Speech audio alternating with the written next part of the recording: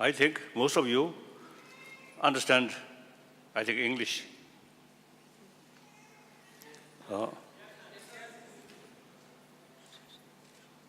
So I would like to know, is it those people who understand English, raise hand.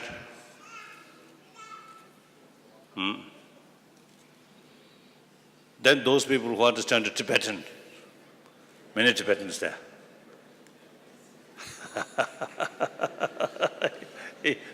Okay. Ore, ngedi Islam nore. Phege shingazo lago chongdiya. I made a mistake. I asked Tibetan through English. Mistake. Oh yeah.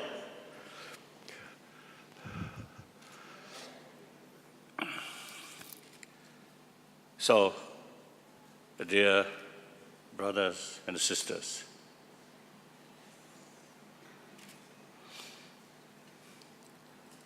I always start mention brothers, sisters, everywhere.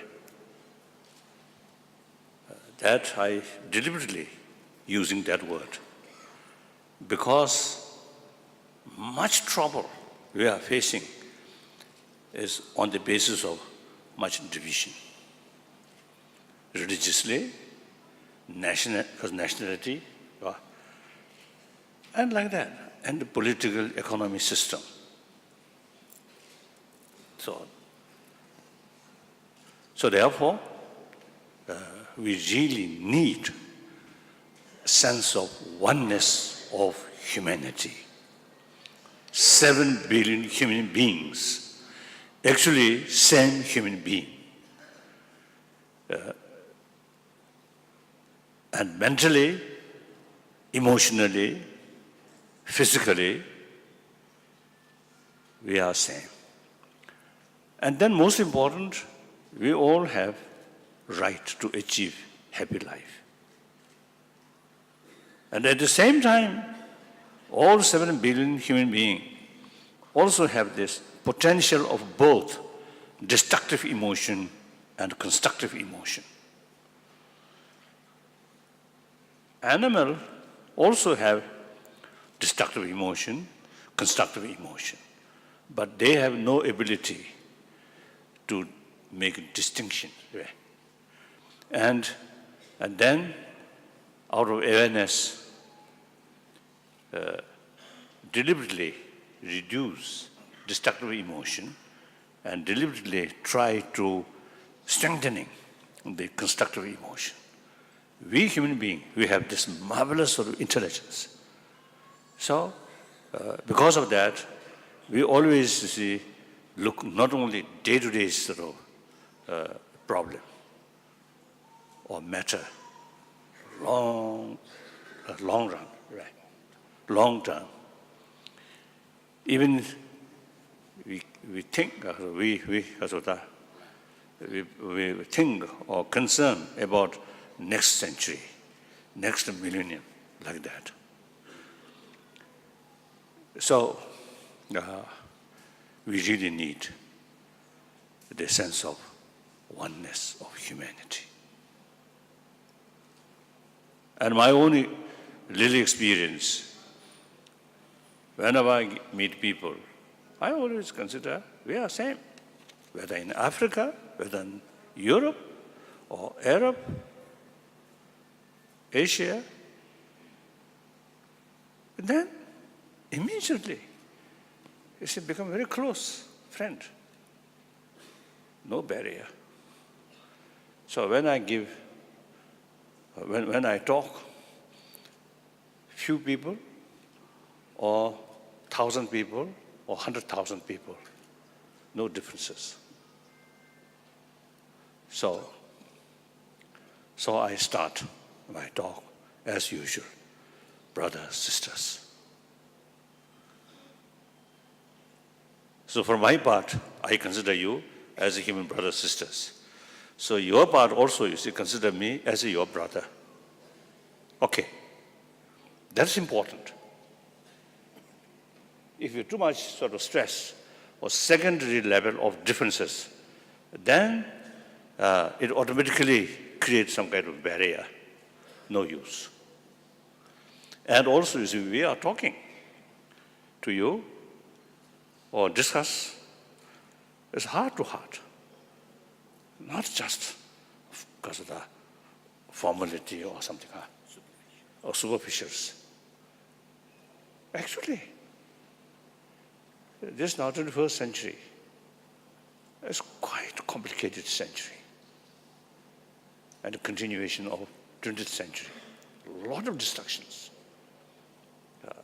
Now, even today, you see, the conflict or killing or the name of different religious faith and power for power. Killing. This very moment in Syria and also some African states, killing still, continuously.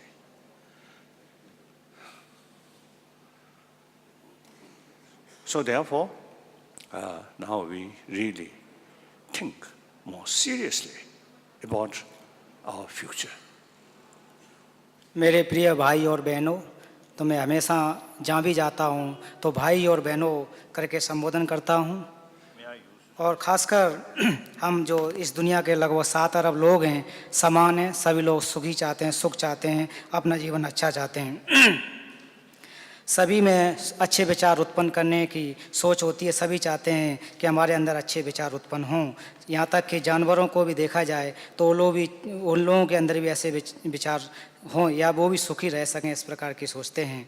तो हम लोग अपने ज्ञान के द्वारा, अपनी प्रज्ञा के द्वारा सोच समझने की क्षमता रखते हैं। और हमें जहाँ तक अगर मानवता की बात है तो हमें एकता की आवश्यकता है, साथ साथ रहने की आवश्यकता है। जब भी मैं लोगों से मिलता हूँ तो वो चाहे देश अमेरिका के हों, अफ्रीका के हों, इत्यादि देशों के हों, सभी से कहता हूँ मैं समान हूँ, आप सब हमारे ही जैसे हैं। ऐसा करने से, समानता दिखाने से मित्रता बढ़ती है। अगर कुछ लोगों के सामने वक्तव्य दूं, लाखों लोगों के सामने दूं या फिर हजारों की संख्या में अगर संबोधन करूं तो मैं भाई और बहनों कह के ही संबोधन करता हूं। तो आप भी, आपकी तरफ से आप लोग भी मुझे भाई के समान मानें, अंतर न करें। अगर अंतर करेंगे तो दूरियां बढ़ेंगी और अंतर न करने से नज़दीकियां बढ़ती हैं। इसलिए मैं जो भी संवाद करता हूं या आप भी जो भी संवाद करें, दिल से करने की ज़रूरत है, कोई फॉर्मेलिटी करने की आवश्यकता नहीं है।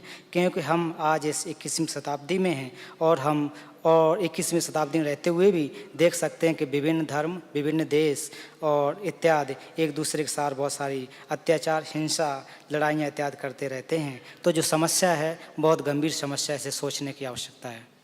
Then those Tibetan, I want to speak few sentences in Tibetan. 다 산에 가발레베 있네. 게 남지 다 아주 다 미치고 있는 도시디 개치스기 가려서 들켜서 전문이 뛰가리야 지 미서베 녀크터 먹지 너는 왜 미서를 넣어야 데저트야디 미치고 도시 타네 세계 하마래 미치고레디 이네 chulu mendare saro, lumba jego mendare saro, lusu mendare saro, da tindegi thane, eni michik yushilya siri dante do. Gangi shu chek do. So tine induzane ta ngazu turum shuzag shiba di naro le ya, nga sasa kwa shiba ine, nga tangpa di shedi da, ngazu mi sangwa chikbar das. Tungju dunju yari zamuni di gala, sangwa mi chikbar es, dawan deba dungem deba chikbar es. Chaza nga, 미치규는 두시티 개셔부도 어디 셔디기 어디 라비야다. Now, so now the theme, my talk, compassion and wisdom. Related this, consider entire humanity as the same human being and respect their right and keep sense of concern of their well-being. That is compassion. Why you need that? Because today's reality, Firstly, right from the beginning, we are a social animal. Secondly, today's world, like global economy, environment issue, global warming, these now beyond national boundary, beyond religious boundary of religious belief. So today's reality. And then also I think because of human population, when I first came to India, then people usually used to say 6 billion human beings. Now 7 billion human beings. According to some experts, now end of this century, human population will reach 10 billions. And then also, the global warming also will increase. Due to global warming, the nature disaster also will increase. So under such circumstances, now thinking one's own community, thinking the community on the basis of nationality, religious belief, these things now too small compared global level problem. I think a few years ago, the summit meeting at Copenhagen about global warming. So finally, the concrete sort of plan not come because there's some important sort of member there. They take more seriously about national interest rather than global interest. This is one clear sort of example. If we really think we are same human being, my future depends on them. Ideologically may be different, racially different, religious belief, religious faith also different, but they are part of humanity. So therefore, with sort of awareness, their success, their prosperity is our prosperity. Their difficulties ultimately bring difficulties to oneself. So that's the reality. So aware that, and then develop the sense of oneness of humanity. So that part is wisdom. So my talk, wisdom, compassion, is not just something, a noble idea. It's very relevant to today's world. Like that. तो सबसे पहले हमें जानने की आवश्यकता है कि सभी जो मानवता के अधिकार हैं, जिस अधिकार के लोग अधिकारी हैं, जिनको अधिकार चाहिए, उसे हमें समझने की आवश्यकता है। उनके जो मानवता के अधिकार हैं, उनको समझने की बहुत ही ज़रूरत है। अगर उनको हम समझेंगे, किसके क्या अधिकार हैं, किस चीज़ की आवश्यकता है, अगर हम समझेंगे तो शायद यही एक करुणा का रूप होगा। सबसे पहले हम लोग सामाजिक प्राणी हैं, तो इसलिए इस समाज में रहते हैं। और दूसरी बात, वैश्विक परेशानी, जो विश्व की परेशानी है, पर्यावरण इत्यादि की परेशानी है, तो इन समस्याओं को समझने की कोशिश करनी चाहिए। जब मैं भारत आया था, तब उस समय ऐसा कहते थे लोग कि विश्व की आबादी लगभग 6 अरब के आसपास है, लेकिन आज दुनिया की आबादी लगभग 7 अरब के ऊपर पहुंच चुकी है। और ऐसा लोग मानते हैं, वैज्ञानिक लोग मानते हैं कि कुछ समय के बाद ही लगभग 10 अरब से ऊपर निकल जाएगी। तो इस पर्यावरण जो परेशानी उत्पन्न हो रही है, ताप बढ़ रहा है, उससे बहुत जो मानवता है वो दुखी हो रही है। अगर हम धार्मिक बातें करें तो धार्मिक बातों की तुलना में जो पर्यावरण की समस्याएं या विश्व की समस्याएं वो कहीं ज़्यादा हैं। तो जहाँ एक बार कोपेगन में जो पर्यावरण के ऊपर सम्मेलन हुआ, उसमें लोग ज़्यादातर अपने देश की उन्नति इत्यादि के बारे में ज़्यादा बातें कर रहे थे, ना कि जो आज वैश्विक समस्या है उसको ऊपर ज़्यादा चर्चा नहीं हो रही थी। तो लोगों को जो उन्नति है वो तो होती है, इसलिए अगर लोगों की उन्नति होगी तो हमारी भी उन्नति होगी। लोग उन्नत करेंगे तो देश की उन्नति होगी, अगर उनकी समस्याएं दूर होंगी तो देश की समस्याएं दूर होंगी। अगर ऐसा हो जाएगा तब जाकर के कहीं हम जो एकता की भावना है, एकता की बात करना चाहते हैं, तब जाकर के एकता कहीं स्थापित होगी। अगर हम इस प्रकार से काम करें तो शायद ये प्रज्ञा के अंदर इस प्रकार का प्रयास प्रज्ञा के अंदर है, कहा जा सकता है।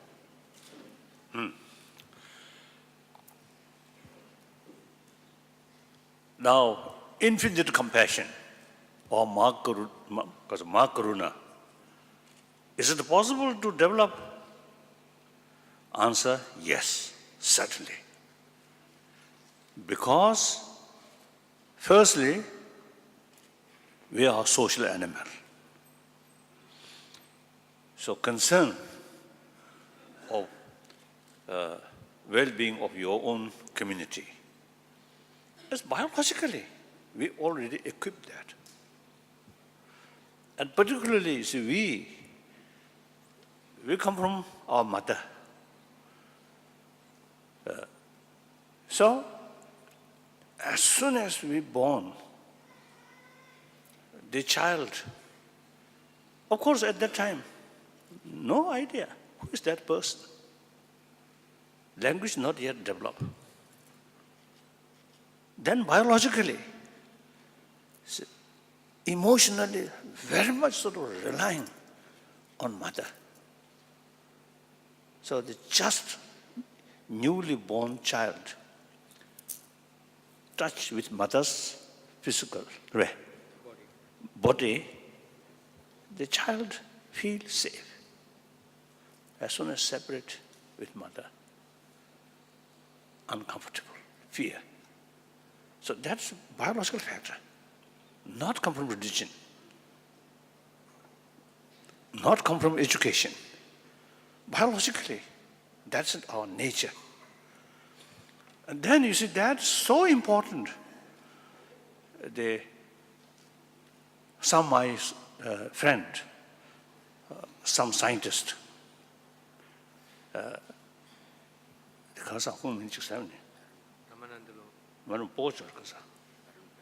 No. Oh, Livingston, Robert Livingston. He was one of the member of, I think, about 10,000 physicians who signed anti-nuclear weapon. So he once told us on our meeting, after birth, next few months, mother's physical touch is very, very crucial factor for proper development of the child's brain. These are the biological factor. Then, obviously, now here today, I think the minister and also there's some professors now, very experienced, the professors and also I think students and the ordinary Tibetans also here. See,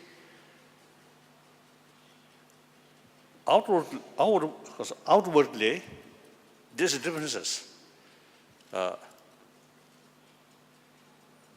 Deep inside, we all have same experience, the tremendous sort of appreciation from mother's affection. As a result, those individuals who received maximum affection at early life, in deep inside, those people have much more inner strength or self-confidence. Then those people, no matter how successful life, but during those years, very young age, some way lacking mother's affection, or worst case, parent sort of abuse, then such people, outwardly, very successful life, but in deep inside, sense of insecurity, sense of fear. So these people automatically, when they communicate or interact with other people, some kind of distrust, suspicion. So such person never be happy person. So these are biological factor. Now we have this intelligence. So watching your neighbor use common sense. One neighbor, outwardly, very, very successful,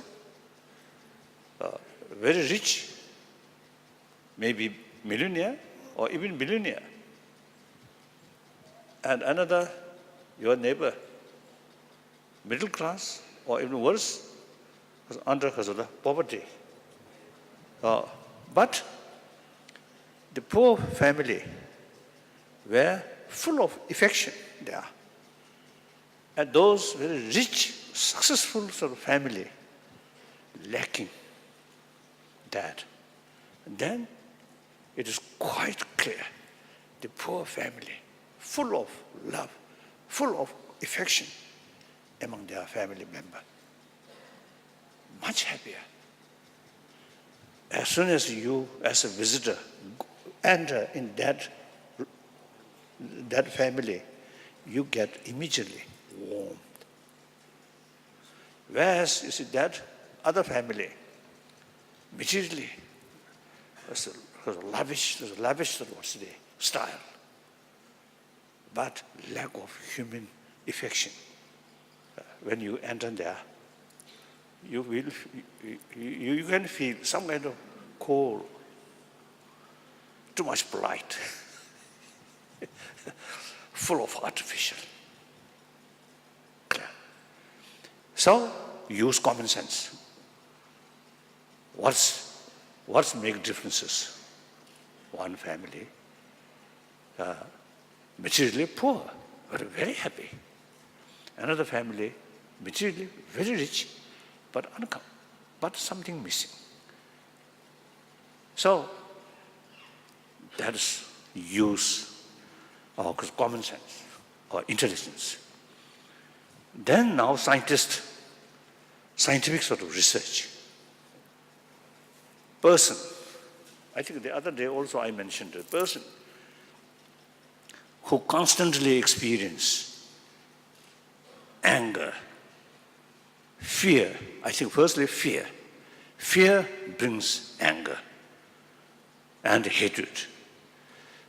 So people who constantly experience these things actually eating the immune system. That's medical scientists now already sort of also found through their own experience, through their own investigation. So that part, wisdom side. First part, from birth, we already equipped the compassion, sense of affection. That's compassion. Then that compassion further sort of strengthen, promote by intelligence. That's the wisdom side. So, we as a humanity, now we really need more attention about the deeper value of compassion.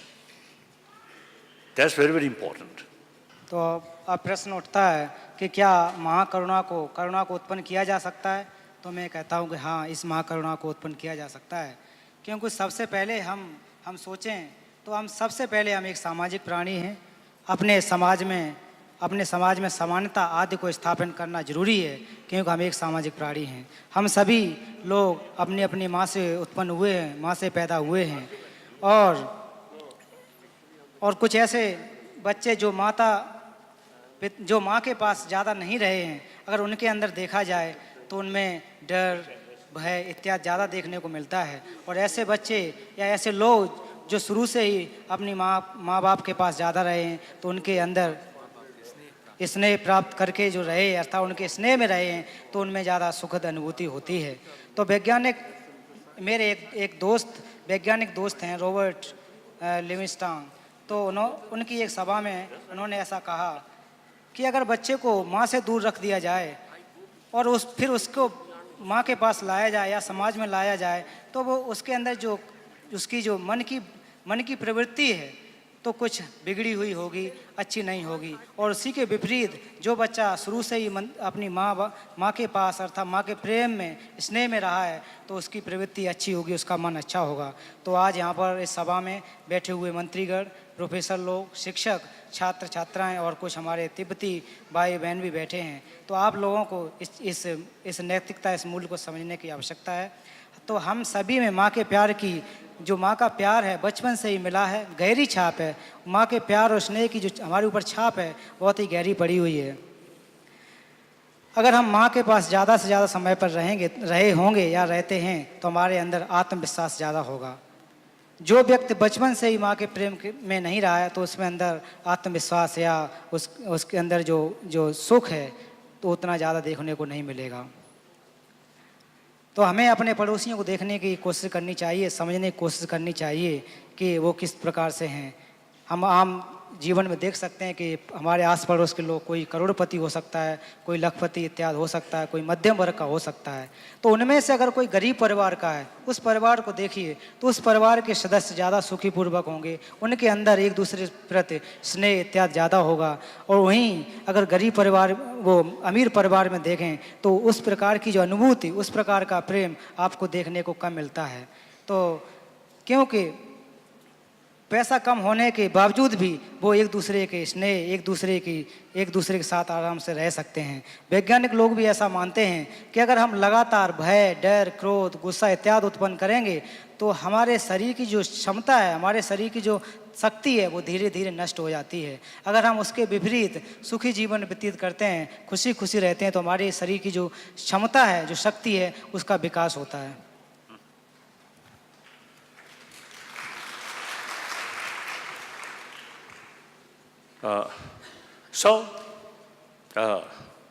Properly use our intelligence, or another word, wisdom. Through that way, we can develop our compassion.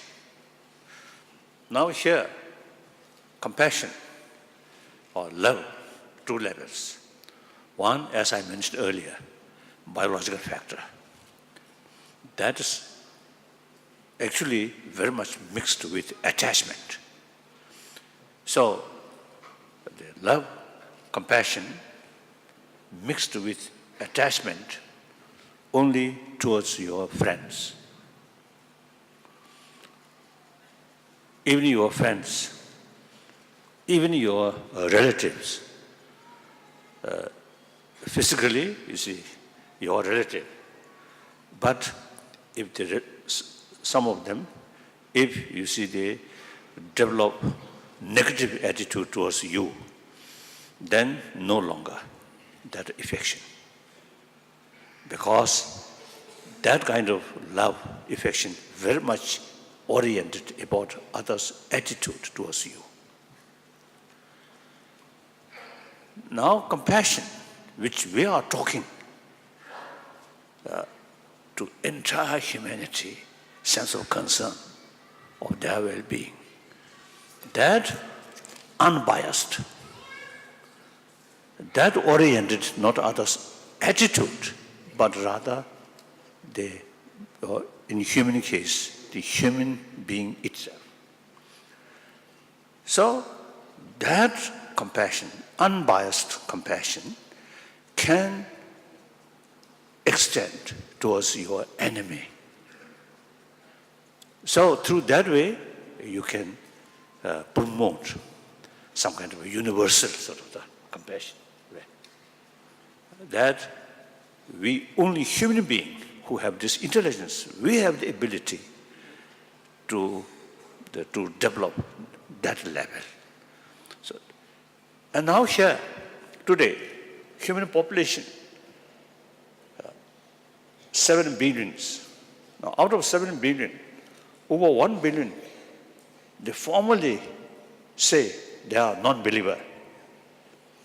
Among the believers also, I think other day also I mentioned, among the believers also, you see, they a little bit sort of stupid believer also there. Isn't it? So therefore, this clearly shows we are lacking the firm conviction. The warm-heartedness or infinite love is really ultimate source of happy life. So lack of that conviction.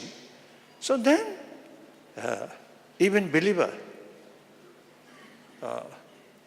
in real life, not much of sense of concern about others' well-being. Even you want to exploit them, cheating them. So now we need promotion of secular ethics. That means ethics, sense of concern of others' well-being. That automatically they bring tremendous sort of benefit to oneself. Physical health, mental peace, or happy family, all these things. So these are the real value. So secular ethics is not necessarily based on religious faith. But irrespective whether believer or non-believer, we simply educate using these inner value, use our wisdom, intelligence. Through that way, we can promote. So, today, irrespective whether believer or non-believer, we should have secular way to promote these secular ethics. That I think we can do. It's very possible through education field. Secular way to promote these secular ethics can be very fit in secular education field.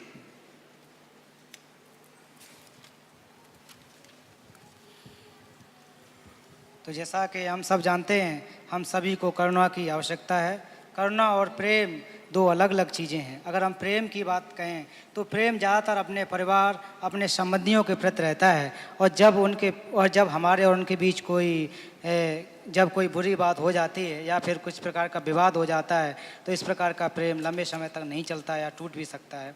अगर हम करुणा की बात कहें तो ये संपूर्ण विश्व के प्रति होती है, सभी लोगों के प्रति ये करुणा होती है। किसी एक के प्रति ऐसा नहीं कि किसी एक के ही प्रति हो, इससे कोई भी, इसमें ऐसा नहीं है कि कोई बंधन हो, एक बंधन मुक्त है, सारे संपूर्ण के प्रति महाकरुणा अर्थात करुणा को दिखाया जा सकता है। और हम इस करुणा को अपने दुश्मन के प्रति भी कर सकते हैं, और धीरे धीरे संपूर्ण जगत में इस करुणा को फैला सकते हैं, इस महाकरुणा को इस दुनिया में फैला सकते हैं।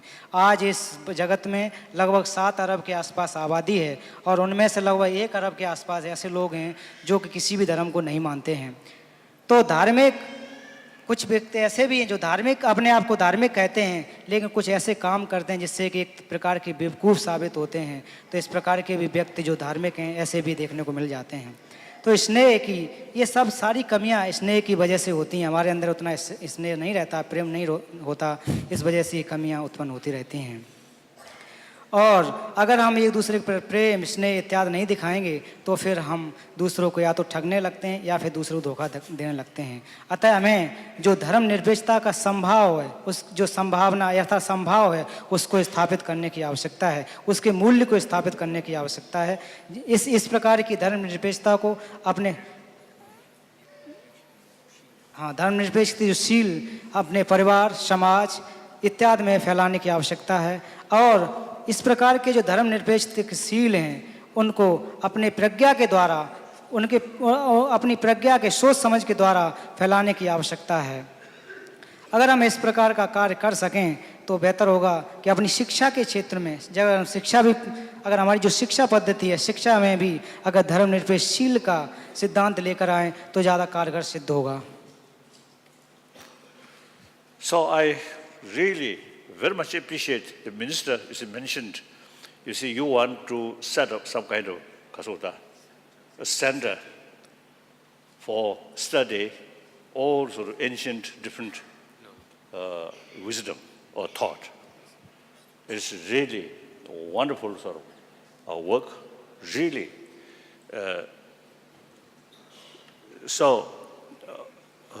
From our own sort of small contribution for that, now the books which, I mean, kasota literature, kasota, the literature which translated from India into Tibetan, I think except about 15, 20 books translated from Chinese language.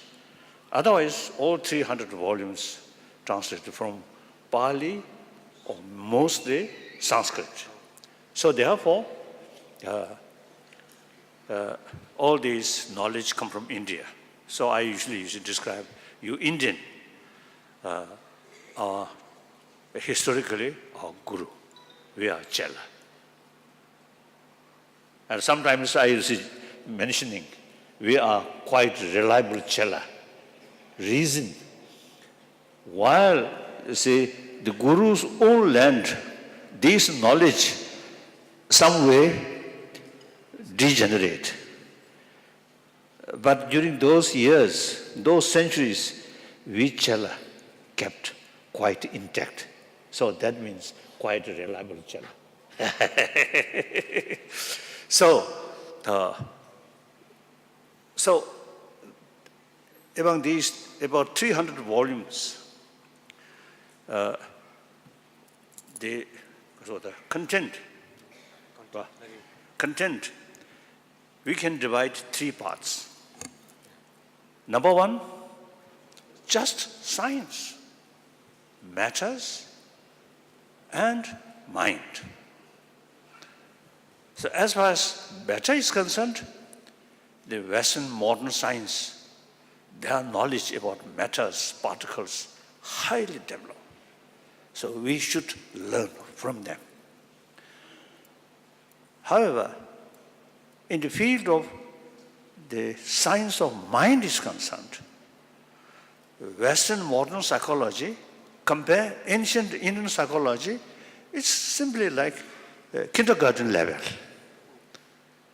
The ancient Indian sort of knowledge about mind and emotion, highly developed.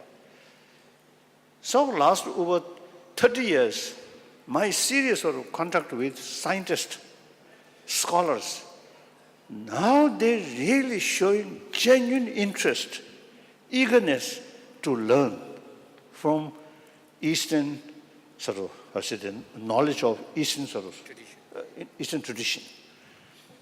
So that I usually call science of mind. Nothing to do with religion. Then second part, second category is Buddhist philosophy. Impermanent, right? Impermanency, impermanence, and also interdependency, which the last 3 days was discussed about this interdependency, these things. Philosophical part.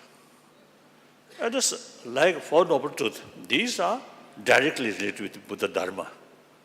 But genuine sort of impermanence or interdependency, these are universal sort of concept or philosophy, just philosophy. So that part, one category, that part. The third category, then Buddhist religion.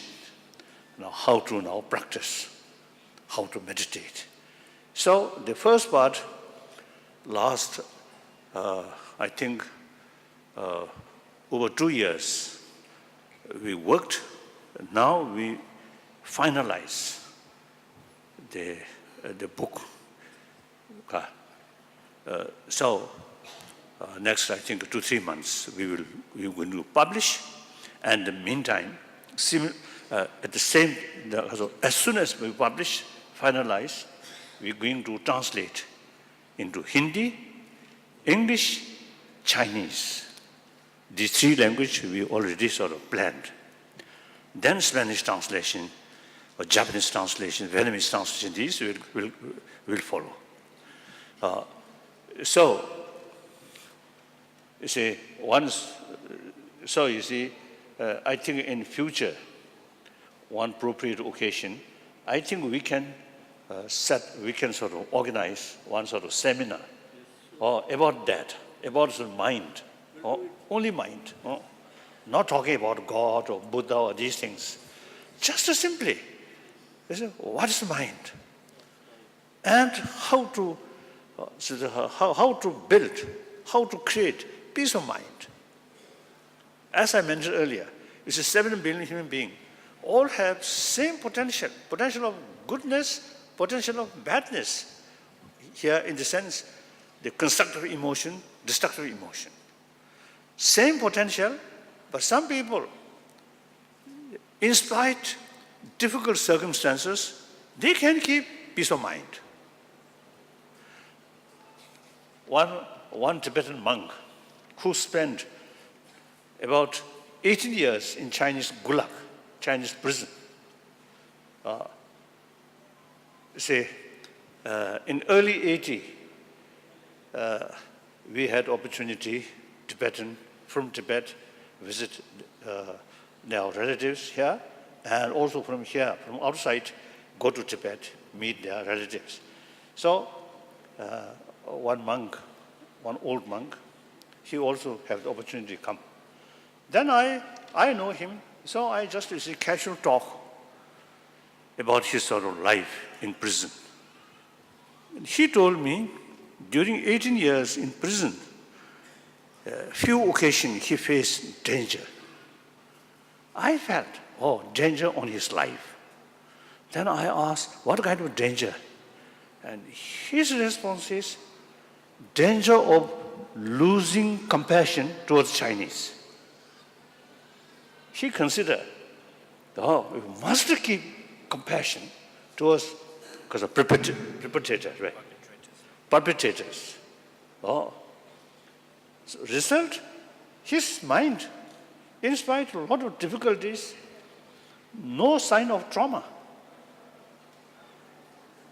So some occasion, our discussion with scientists, I mentioned that. So you see, there's some scientists, then they want to interview some of these people who spent several years in Chinese gulag and a lot of torture. Afterward, those scientists later told me, they found remarkably there's no sort of traces of traumatic experiences. Then some Tibetan, when I ask, do you feel anger towards Chinese? Before they give answer, their face already something what's there, Kasuta? Shakes already. And face becomes red, and they say, yes, of course, we're very, very much anger towards Chinese. So same people, same human being, same Tibetan, same Buddhist, same sort of experience, but some keep peace of mind. Some cannot sort of keep peace of mind, full of anger, hatred. These are, you see, the clear indication through training, through some kind of pay more attention about these constructive emotion. You can change. You can keep peace of mind.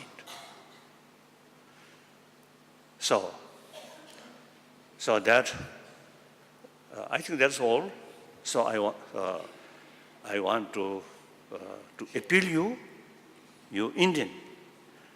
Historically, all this knowledge developed in this country, mainly in this country.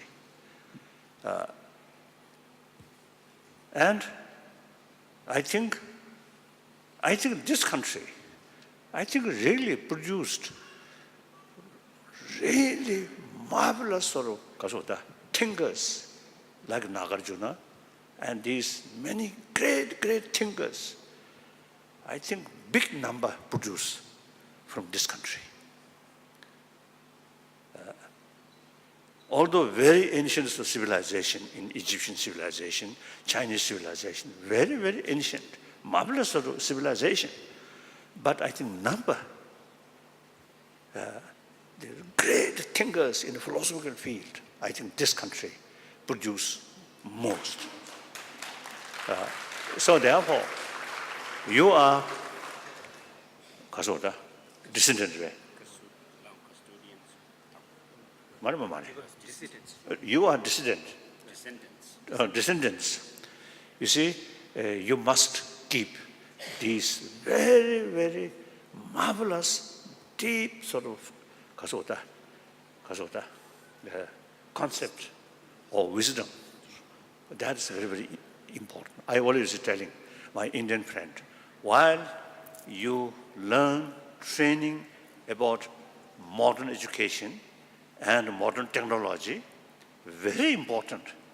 At the same time, there's no point to neglect about your own 1,000-year-old rich sort of tradition that you must preserve. So these young people, okay, young brothers, sisters, you see your dress, yes, modernized dress, okay, doesn't matter. But here, you must pay more attention about ancient Indian sort of thinking or Indian concept. That's very important. Thank you. Now some questions, and including some professors, some question answer. तो मैं मंत्री जी के जो कदम है, जो कि मंत्री जी ने कहा है कि मैं एक संस्थान स्थापित करना चाहता हूं, तो इस प्रकार के उनके कदम से मैं काफ़ी खुश हूं। मैं उनकी काफ़ी तारीफ़ करता हूं कि आपने इस प्रकार का सोच रखा या इस प्रकार काम करने की कोशिश की। तो मेरे तरफ से एक छोटे सहयोग के रूप में जो तिब्बती भाषा में या चीनी भाषा से जो तिब्बती भाषा में कुछ ग्रंथों का अनुवाद हुआ है, मैं आप लोगों को दूंगा, या इस संस्थान को जो आप बनाएंगे उसमें मैं दूंगा। तो मैं हमेशा आप लोगों से कहता हूं कि आप भारतीय लोग मेरे गुरु हैं और मैं आप लोगों का चेला हूं, और मैं आपका एक ज़्यादा विश्वासी चेला हूं। जो एक चेला होता है उससे कहीं जा कर के मैं ज़्यादा विश्वासी चेला हूं। हम लोग, हाँ, वो सभी जितने भी तिब्बती लोग हैं वो ऐसा मानते हैं कि भारत देश हमारा गुरु है और हम सब तिब्बती एक चेला हैं। हम लोग आपसे कहीं ज़्यादा आपके इस परंपरा से कहीं ज़्यादा सीखे हैं, उस परंपरा को कहीं ज़्यादा संभाल के रखने में सक्षम हैं। तो आज लगभग 300 के आसपास तिब्बती भाषा में अनुवादित हुई ग्रंथ हैं, पोथी हैं। उनमें अगर उनको हम अलग अलग भागों में बांट कर देखें तो 3 भागों में बांट सकते हैं: बौद्ध धर्म की विज्ञान, बौद्ध धर्म का सिद्धांत और बौद्ध धर्म का जो दर्शन है अर्थात बौद्ध धर्म या फिर उसका अभ्यास करने का दर्शन। तो आधुनिक विज्ञान को अगर तो आधुनिक विज्ञान को अगर हम देखें तो ये एक उसी प्रकार से है जिस प्रकार से कि एक प्रथम क्लास अर्थात प्रथम प्रकार की जो क्लास होती है उस प्रकार से है, जबकि आपकी जो ये पद्धति है, दर्शन है, वो कहीं जाके उच्च स्तर का होता है। तो इस प्रकार के जो बौद्ध दर्शन, जो बौद्ध विज्ञान है, जैसे हम बौद्ध विज्ञान कह रहे हैं, वो खासकर चित्त की विज्ञान है, हमारे चित्त को प्रशिक्षण करने की विज्ञान है। तो बौद्ध धर्म का दर्शन जिसमें शून्यता, प्रतिसमुत्पाद इत्यादि आते हैं, फिर उसके बाद बौद्ध धर्म अर्थात अभ्यास करने की जो विधि इत्यादि इसमें आते हैं। तो इनको अगर देखा जाए तो 3 भागों में बांटा जा सकता है। तो हम लोग पिछले 30-40 वर्षों से लगातार वैज्ञानिक लोगों के साथ में चित्त के प्रशिक्षण या चित्त के बारे में लगातार संवाद करते आ रहे हैं। तो वो सारा का सारा जो संवाद हुआ है अभी तक, तो उसको हम लोग हिंदी, अंग्रेजी, चीनी भाषा इत्यादि में अनुवाद करने की सोच रहे हैं। और लगभग और ख़ासकर ये वैज्ञानिक लोगों के साथ में जो संवाद हुआ उस पर आधारित ग्रंथ होंगे, या फिर हम लोग उसको बनाने की कोशिश कर रहे हैं। तो भविष्य में हम लोग जो चित्त के बारे में या चित्त या हमारे मन के बारे में एक सेमिनार हो, एक सभा का आयोजन हो, तो मैं ऐसे उम्मीद इस विश्वविद्यालय से करता हूँ कि यहाँ पर भी इस प्रकार के सम्मेलन का आयोजन हो, जिसमें कि हम लोग खासकर चित्त की शांति किस प्रकार से स्थापित की जा सकती है उसके बारे में चर्चा करें, ना कि किसी धर्म इत्यादि के बारे में, तो ज़्यादा लाभदायक सिद्ध हो सकता है। मैंने कहा कि इस दुनिया के लगभग 7 अरब लोग हैं, इनमें से किसी के बुरे विचार और दुर्विचार इत्यादि हो सकते हैं, और जो बुरे विचार हैं उनको अच्छे विचारों में, सद्विचारों में भी परिवर्तन करने की क्षमता सब लोगों में होती है। तिब्बत के एक बौद्ध भिक्षु हैं जो लगभग 18 वर्षों तक तिब्बती जेल में रहे, और एक बार जब वो मुझसे आए तो मैं उनसे पूछा कि आपको कोई डर या भय तो उत्पन्न नहीं हुआ? तो उन्होंने जवाब में कहा, हाँ मुझे एक बार डर उत्पन्न हुआ। तो परम पावन जी ने पूछा कि किस प्रकार का भय? तो इस प्रकार का उन्होंने कहा कि एक प्रकार का डर ऐसा उत्पन्न हुआ कि कहीं मेरी जो करुणा है वो कहीं छूट न जाए। उन चीनियों के प्रति मेरी जो करुणा अभी तक 18 सालों तक, लंबे समय तक करुणा को रखे हुए हूँ, वो कहीं छूट न जाए, मेरे चित्त में कहीं गुस्सा ना आ जाए इत्यादि। इस प्रकार का मुझे भय रहा। तो चीनियों के प्रति भी बाद में देखा गया कि चीनियों के प्रति उनका किसी प्रकार का भी जो बैर है इत्यादि की उनके मन में कोई चिन्ह देखने को नहीं मिले। फिर उसके बाद मैं कुछ तिब्बती लोगों से मिला और पूछा कि क्या आप लोग क्या सोचते हैं चीन के लोगों के प्रति, चीन की जो सत्ता है उसके बारे में क्या सोचते हैं, क्या आप उनके पास प्रति गुस्सा करते हैं? तो तुरंत बोले, हाँ उनके प्रति बहुत मुझे गुस्सा आता है, तो इत्यादि बातें। तो उसी प्रकार से हम देख सकते हैं कि एक वही तिब्बती, कुछ तिब्बती तो दूसरे उन्हीं चीनी लोगों के प्रति करुणा की बात करते हैं, और उन्हीं में से कुछ लोग गुस्सा की बात करते हैं। तो लोगों की अलग अलग मानसिक स्थिति के अनुसार अपनी बात कर रहे हैं। तो अगर हम अपने चित्त में देखें, अगर चित्त को देखें, उसके रूप को देखें और समझने की कोशिश करें, तो अपने मन में शांति की स्थापना कर सकते हैं। मैं भारतीय लोगों से उम्मीद करता हूं कि आप लोग ही आपकी जो विरासत है उसको संभाल सकते हैं अच्छी तरह से। पुनः उस हजारों साल पुरानी परंपरा को आप लोग संभाल सकते हैं और उसकी देखभाल कर सकते हैं। इस भारत देश ने बहुत सारे बड़े बड़े विद्वान उत्पन्न किए, नागार्जुन इत्यादि बड़े बड़े विद्वान इस देश से उत्पन्न हुए, और पुनः इस देश में बड़े बड़े विद्वान उत्पन्न हो सकते हैं, मैं ऐसी उम्मीद करता हूँ। अतः आप लोग पूर्व के जो विद्वान हैं उनकी पीढ़ी हैं, आपके वो पूर्वज हैं, तो आप लोग उनकी परंपरा को समझने की कोशिश करें। मैं ये नहीं कहता हूँ आजकल कि आप लोग आज की जो शिक्षा है, आधुनिक शिक्षा, उसको प्राप्त न करें, उस शिक्षा को प्राप्त करें, उन्नत करें। उसके साथ साथ आपकी हजारों वर्ष पुरानी जो परंपरा है, जो दर्शन है, उसको जरूर पढ़ें, उसको सीखें।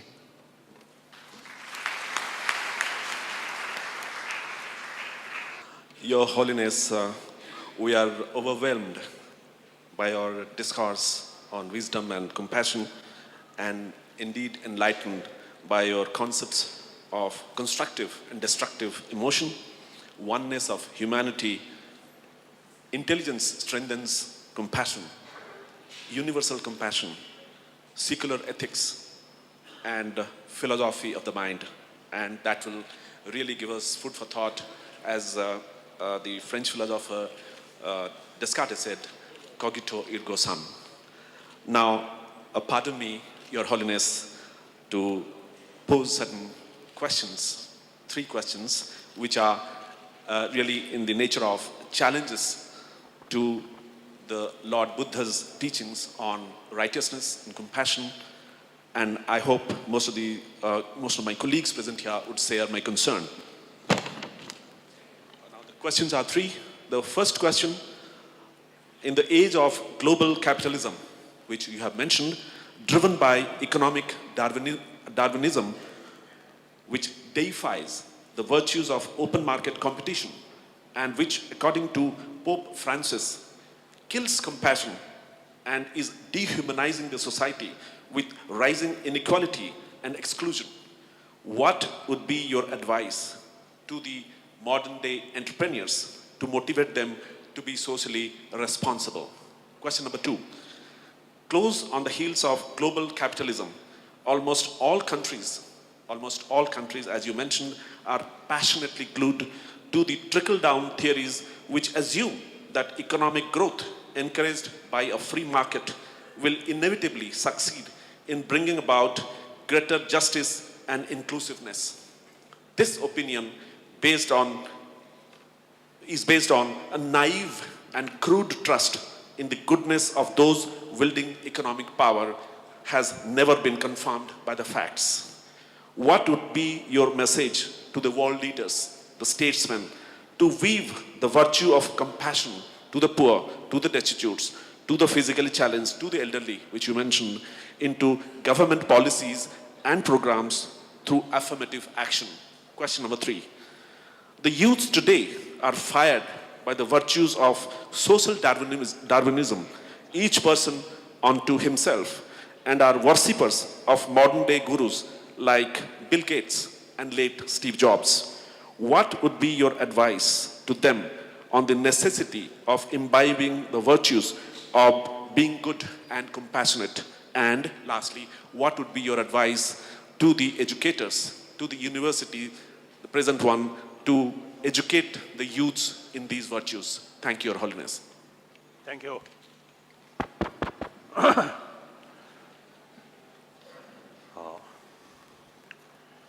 Yes, now today, I think everywhere you see people talks money, material value. Very few people is talking about inner value. I think it is quite natural. In the past, the people, I think they're more concerned about their stomach. So frankly speaking, pray to God will not fulfill your stomach. Or even meditation. 1 hour meditation, serious meditation. After that, you get feeling of hungry. So they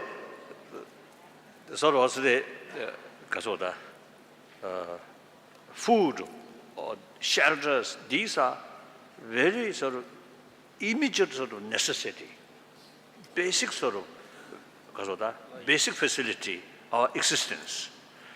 So naturally, when people over 1,000 years pray to God, but their difficulties remain, then science and technology develop, immediately bring certain result which we hope, keep always hope for 1,000 years, but then technology really bring these things. So therefore, I think last about 2 centuries, I think people really very much attraction about this material development with the help of technology, science. Now, later part of 20th century,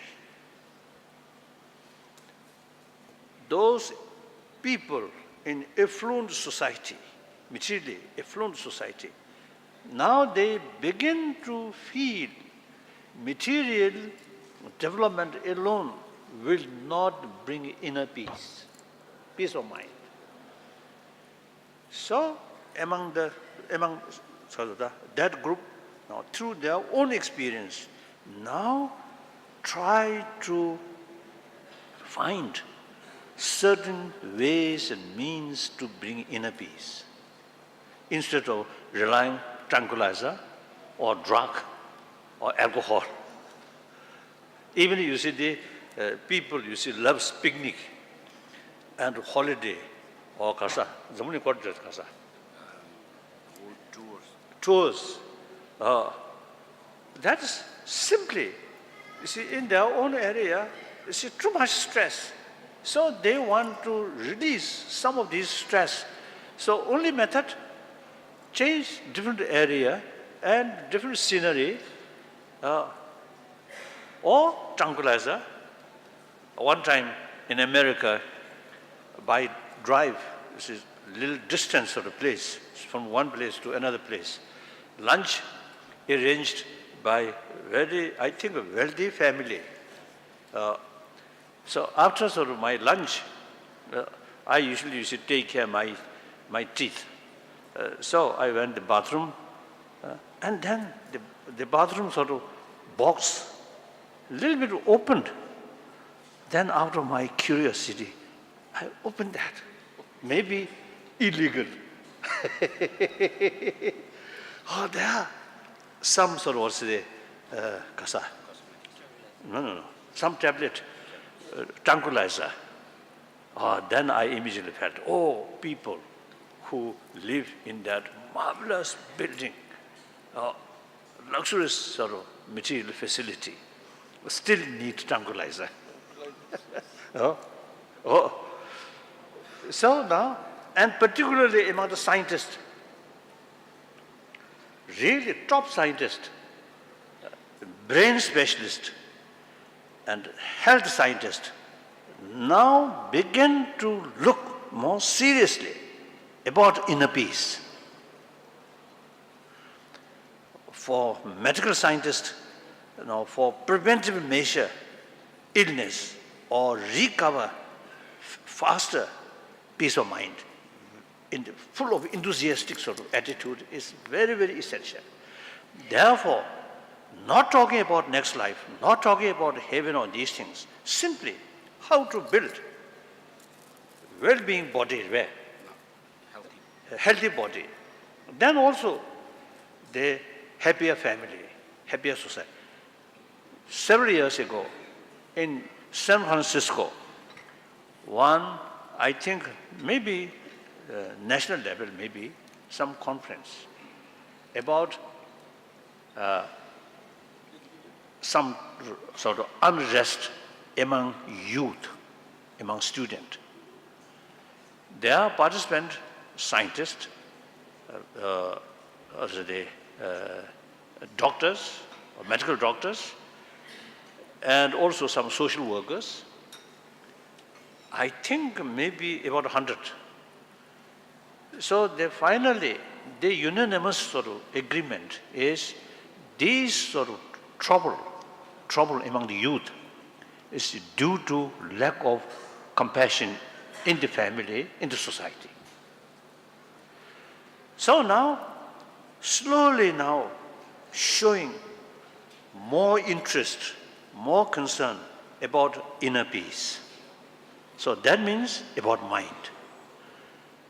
So in the West, among the top sort of scientists, and also I think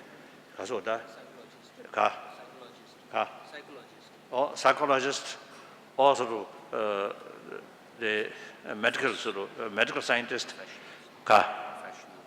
or professions, including some very multi-international companies sort of advise of these things, now showing some interest. So now in, for example, Japan, my previous visit since '66, I had sort of several sort of visit Japan. That is, I think, among the Buddhist country, only Buddhist country where I can go. Rest of the Buddhist country, because I'm Buddhist, they not allow me. Of course, political reason, of course, the pressure from China. So in any way, Japan, in early period, very few people, Japanese, showing about the talk about inner peace or these things. Nowadays, interest among Japanese public or intellectuals, interest about peace of mind, much growing. So that's a new trend of the world. Now here, the effective way to promote universal compassion. Now these things, as I already mentioned, this universal thing, problem is a universal problem, universally facing problem. So more important, our way to promote these things secular way. So now in education field, as I mentioned earlier, this secular, now today's existing education system, unfortunately India's education system is introduced by Britisher. They already developed education. I think in Europe, separate education institutions started 1,000 years ago. I remember Casati, Bologna University in Italy. A few years ago, I attend their 1,000-year anniversary. So, in European continent, separate education institution started 1,000 years ago. So at that time, the moral ethics is concerned, church take full care.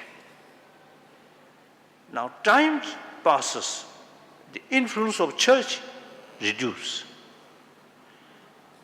Then education institution alone have the responsibility to take care both brain development and spiritual warm-hearted development. So therefore, now time comes. Existing education system is materialistic oriented. So whole generation come from that. In early age, the young age, you see, in their mind, the value of affection is very much alive. Then join school. No talking about value of affection, love. Then the education itself, talking about material value or physical comfort. So I usually say now these days we are using the word, the hygiene of physical, there, education, in part of education, hygiene of physical there. So why not hygiene of emotion? Must be included, hygiene of emotion. So in existing education system, now must sort of include education about secular ethics. That also from systematic sort of what's the lesson, from kindergarten up to university level. That we can do. We have plenty of material. Firstly, we should teach children map of mind, map of emotion, which I already mentioned. You see, we already sort of, because of that, prepared that text. So just mention about emotion. So I usually call map of mind, map of emotion. Once you see children, that's academic, part of academic. Then we can sort of teach children. Everybody, every children is very much sort of appreciate affection, others' affection. I think no children, you see, like anger or angry face, isn't it? Even animal. So you see, we can teach children in form of education, not spiritual teaching. I think gradually,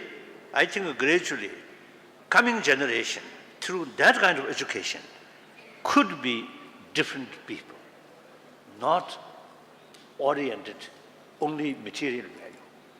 So we must build more balanced cultural heritage, way of life. Today, materialistic life, materialistic culture. Because the education system I feel like that. So we need long-term plan. Government cannot do. United Nations also cannot do. The fundamental level, we must find out fuller way of education, physical concern as well as mental concern. This is my view. We already sort of working with the number of scientists, number of educationists, number of thinkers. We already working.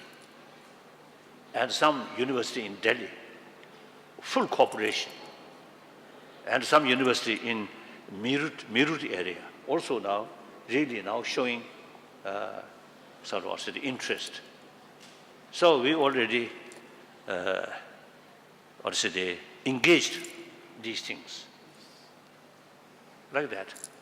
Okay, Thank you, sir. Next, Thank you. please. I am A.K. Sharma, and as you have said, sir, that next seminar should be on mind, minus religion. Yesterday we had been together at Sirpur and Nagarjun cave, and we moved together. And as our Honorable Minister has suggested, that the Shunya was probably developed by Nagarjun at Sirpur. So I have got concrete proofs of that from the excavations, archaeological proofs of that. I will produce later on, but my suggestion is, of course, the Honorable Minister has gone away, but it was a suggestion to him and to the Vice Chancellor that let us begin this seminar on mind by establishing a university at Sirpur which will teach ancient languages, ancient thoughts of this country. Let the students be dressed in any way they like, Western dress. But dress may be Western, but their mind should be diverted to Indian culture. Then only we can prosper. This is my appeal. Thank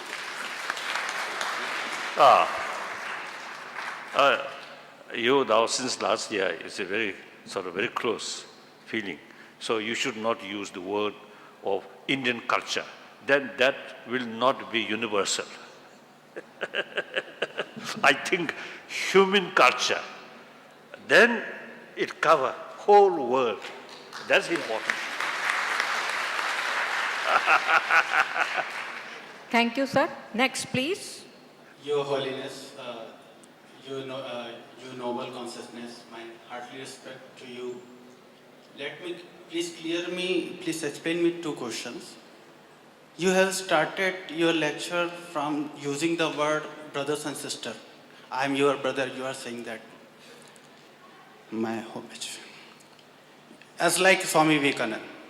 But I want to know what is the common platform between you and me, a Tibetan to a Chinese or a Naxalite to a policeman. What is the common base of oneness? That's, as I already mentioned, we are same human being.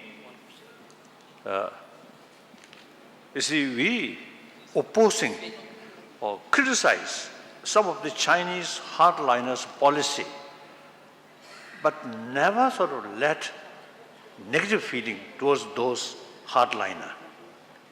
They also human brothers, sisters. Out of their own ignorance, out of their short-sightedness, out of their narrow-minded. So these destructive actions, you see, happen. So there's sufficient reason, feel concern or compassion for them. So on that level, human level, we are same human brothers. Different color, different sort of thinking, different interest is there. The believer or non-believer, big differences. And you see the people who fully involve violence and people who oppose violence, same human being. On human level, same. And one time, again, it's a few years ago, in San Francisco, I met one American senator or congressman. He told me his young son one day asked him, when Saddam Hussein, as a sort of young student or young children, he must sort of love or compassionate towards his own parent and his own sort of schoolmate. So the congressman, you see, told me, you see, his young son, you see, telling him like that. So at a young age, these Chinese hardliners, at a young age, we are same. Certainly, you see, we can play together. Gradually, grown up, different circumstances, sort of different political sort of thinking. Then, you see, these different things. So we need inner sort of strength, inner conviction, brotherhood, sisterhood, and sameness of humanity, strong there, strong enough, then these different circumstances will not impact in their mind. Difference is always there. Different language, different faith, different color, different races, always there. No problem. Okay. So our mistake is we too much emphasis on secondary level of differences. So when we face that, we must pay less attention about the secondary level of differences. We must go deeper level, oneness of humanity. That we can do. Through education, we can do.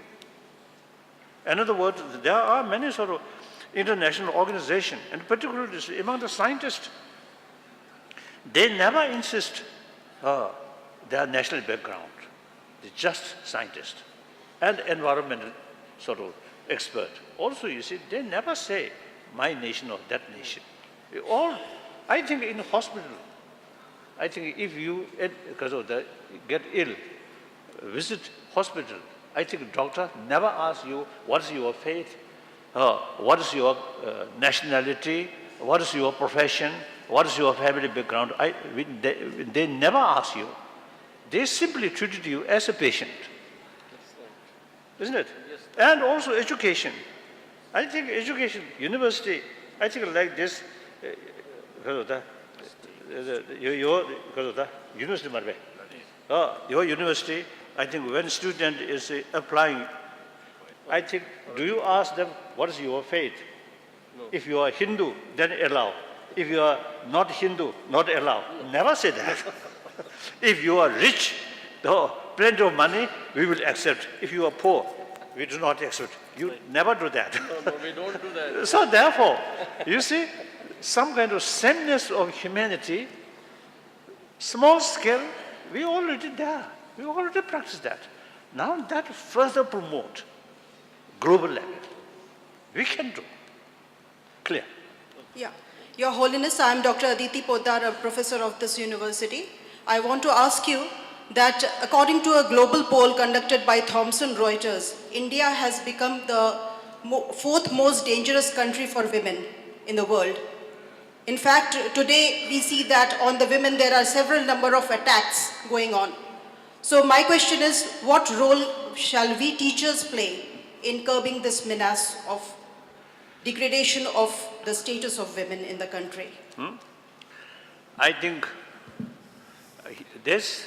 for this I have is something to say. And originally, when human being is a very small number, the Marxism say original communism.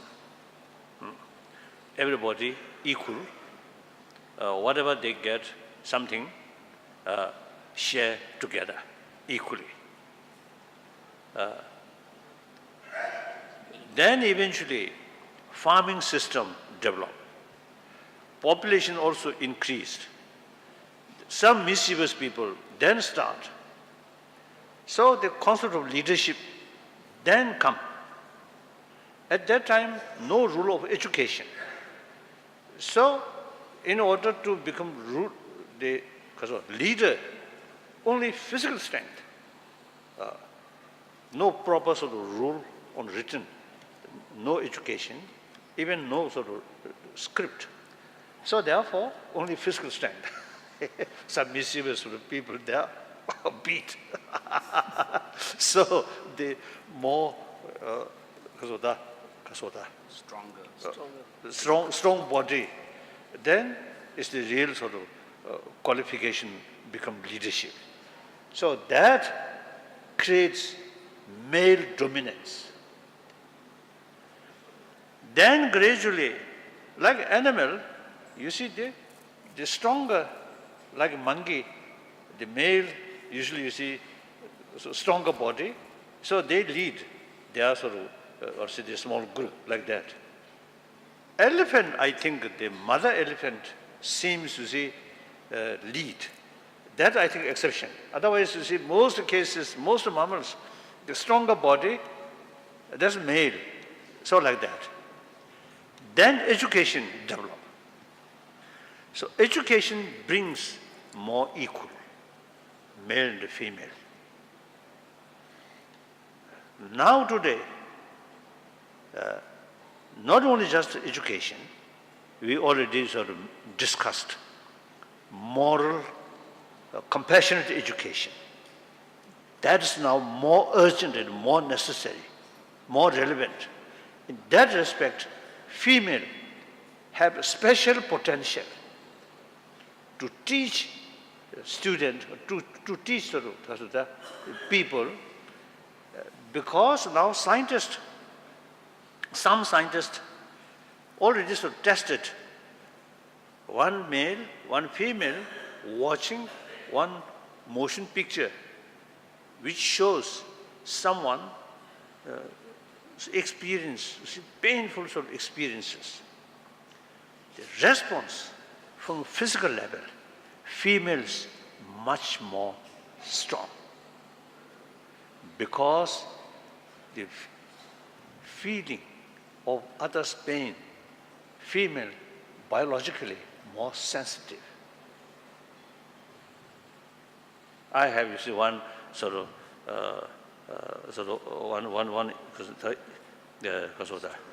one stories. One time, my flight, I think from Japan to Toronto or San Francisco or something, long flight. So the previous night, you see, the two couples, you see, two children, one very small, one I think 5-6 years old. So at the previous night, so the older one, 5-6 years old, you see, that boy, very sort of very active, running here and there. So the both parents pay full attention, taking care. And about midnight, father slept. No longer any sort of attention.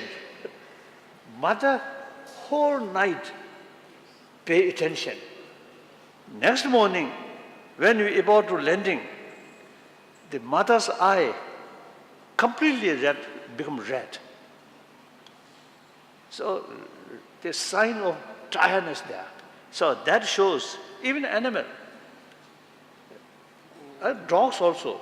I think father enjoy, then disappear.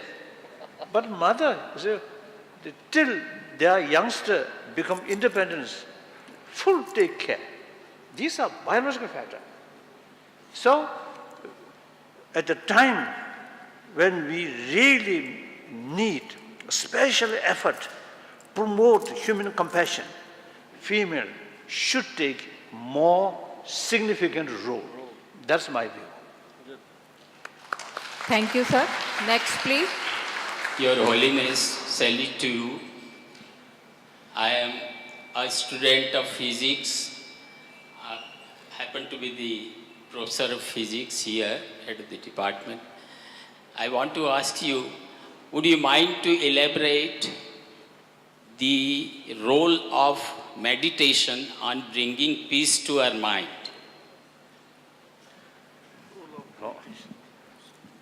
Meditation, the Sanskrit or the Indian language, the shamatha or samadhi and vipassana. Samadhi, both are a type of meditation. So we usually call analytical meditation, that's vipassana. One single-pointed meditation, that is shamatha. And then within the analytical meditation, variety. And the single-pointed mind, also variety.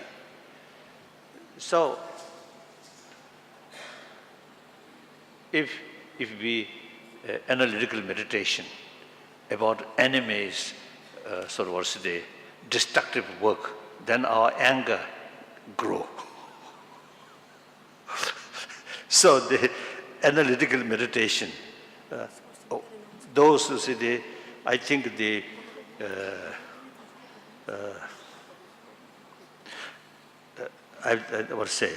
I think some of this destructive sort of actions, event.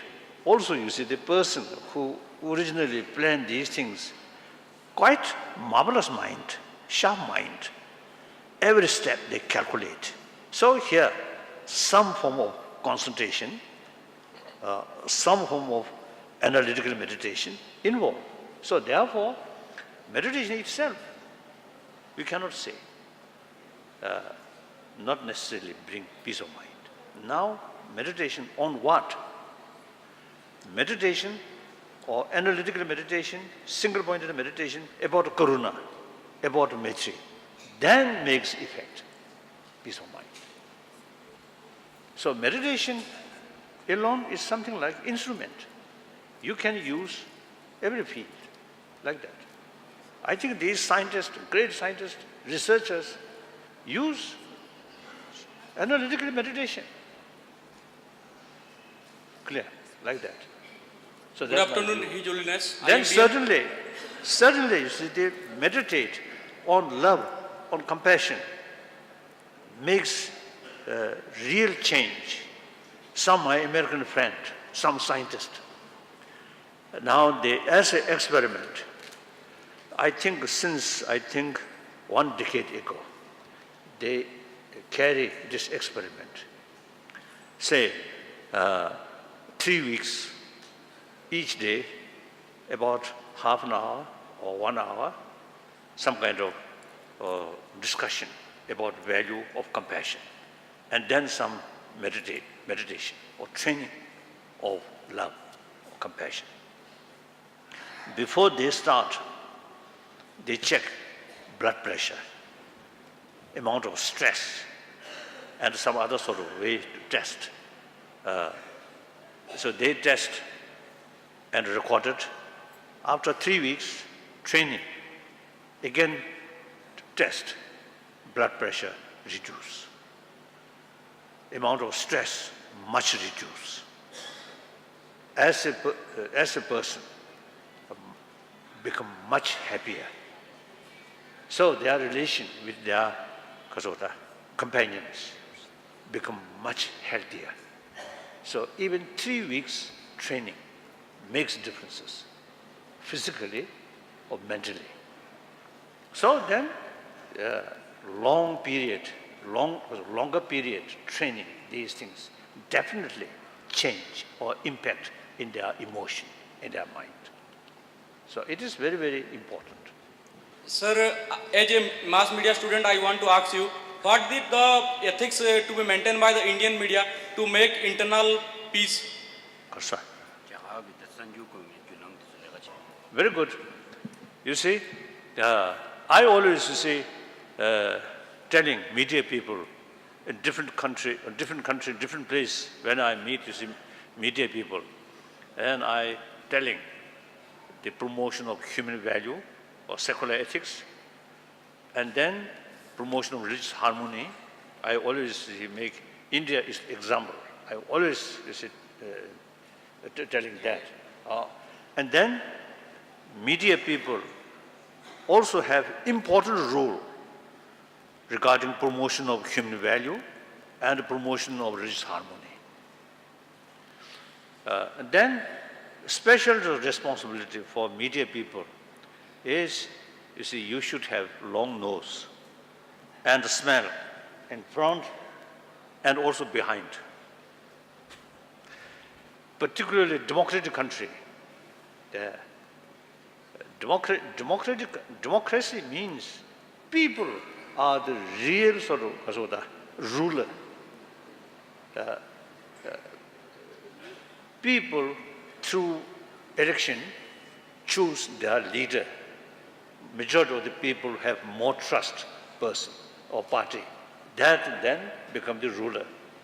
So if the ruler don't behave well or not fulfill the people's wish, the people have the power to change that. Even you see Nixon, very sort of famous sort of president, very able president of America. Watergate, after Watergate, he impeached. So this clearly shows the democratic system. The ultimate sort of ruler is people, clear. So people should know what's the reality. So media people have the responsibility to make known people what's the reality. So everybody, you see, shows in front, including myself, and this also, I think, in front, very nice, isn't it? Sometimes behind, not necessarily that kind of nice. So therefore, you must investigate what's really going on. Clear. Then, provided truthful, objective, honest, tell people, make clear what's really happening. That's very, and particularly now, election now coming, so you have the special responsibility to inform public the real situation, very, very important, clear. So that I want to tell you as a media people. So basically, you also have the instrument to inform people these deeper values. It is not sort of sufficient, not your just a duty to inform. Inform, you see, all these negative things, and then gradually, you see, readers sometimes you see get the impression, oh, basic human nature is negative. So whole global eventually doomed away. That kind of sort of impression sometimes will happen. I come across quite often some people, oh, basic human nature is negative, aggressive, negative. So what is human future? I always say, no, basic human nature is more compassionate. Because as I already mentioned, we come from our mother. We grown up with mother's affection. So more affectionate mind, our physical remain well. Constant fear, constant anger, very bad for our health. That's the clear indication. Basic our nature is more gentleness, more compassionate. So you see, you media people, you have, I think, the very good sort of potential. You see, educate people. These sort of deeper value.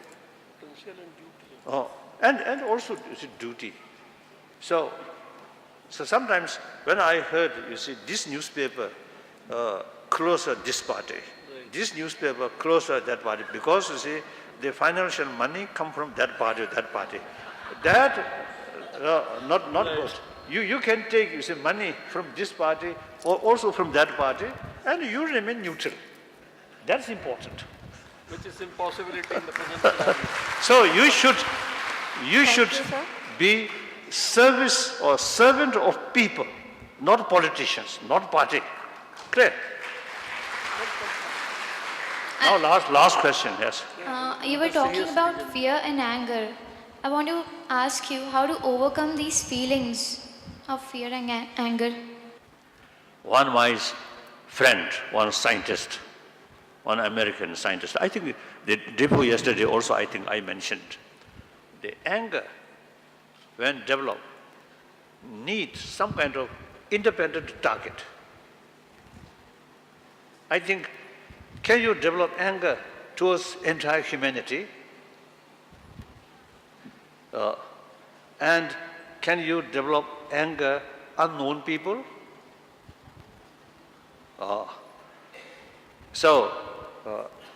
Maybe sometimes the whole society, whole sort of community, you may develop some kind of little bit irritation. That's possible.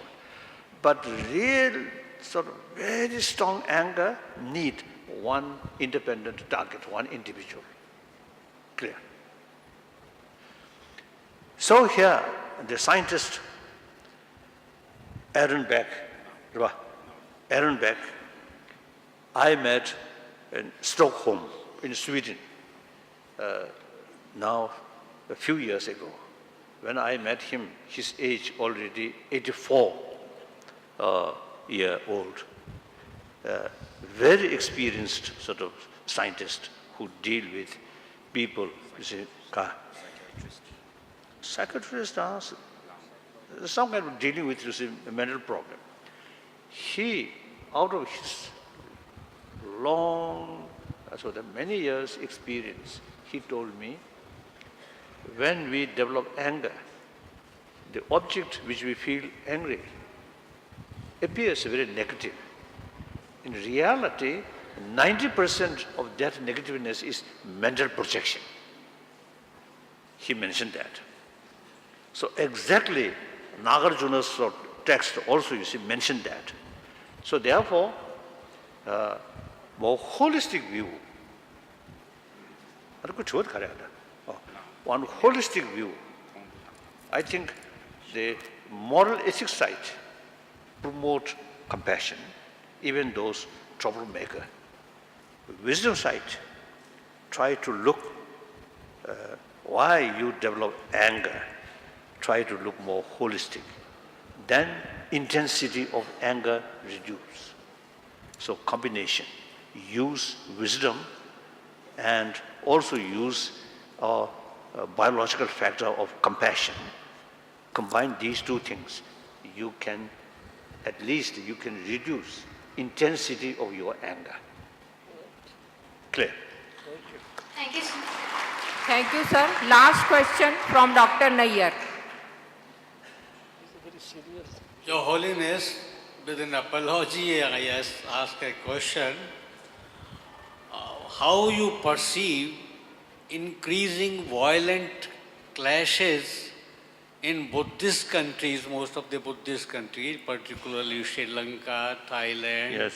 Myanmar, and China-occupied Tibet, between the Buddhists and the Islamists. Is it the onslaught of materialism over the traditional and ancient feeling of compassion of the Buddhism? Generally, Buddhist also human being. And many Buddhists, you see, actually think more about dollar, about money and power. So, like ancient time, use name of religion, but their main sort of interest is power, political power, or money.